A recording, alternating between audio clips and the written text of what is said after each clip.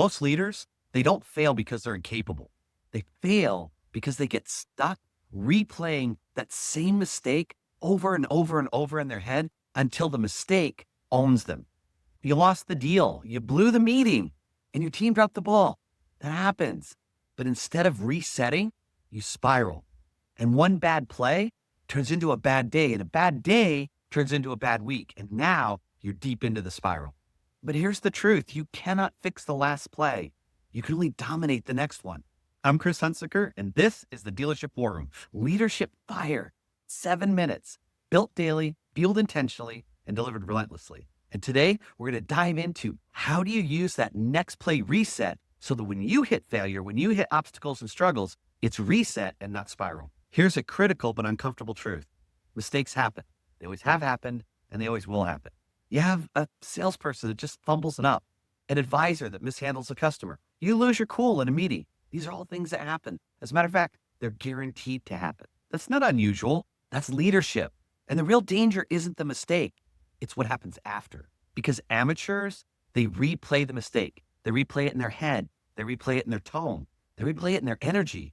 And that mistake, they make it contagious. And now it infects everything that comes after it. They reset instantly because they know that one mistake does not have to multiply. Leaders spiral when they confuse identity, who am I, with outcome, what just happened. I failed, so I must be a failure, right? Because that's what failures do. They fail. I blew this deal, so maybe I'm just not cut out for this. Or my team dropped the ball. I must suck as a leader.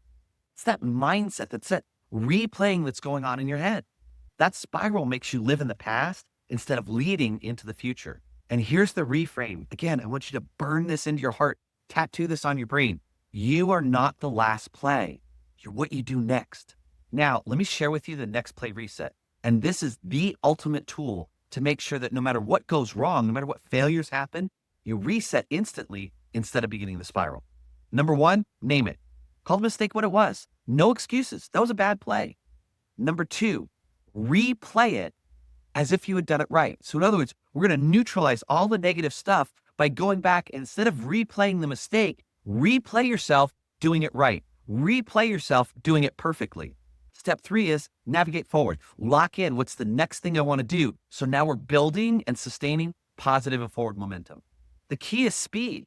The faster you reset, the less damage the last play does. So there's a mistake. One, you name it and call it out. Two, you neutralize it by replaying it as if you've done it perfectly, as if you've done it right, training your brain that this is where you want to go. Now with that emotion, with that mindset, step three is move forward. What is the next step, next thing? What do you have to do to move forward and create positive momentum? And remember, speed is a force. The faster you go, the better it gets.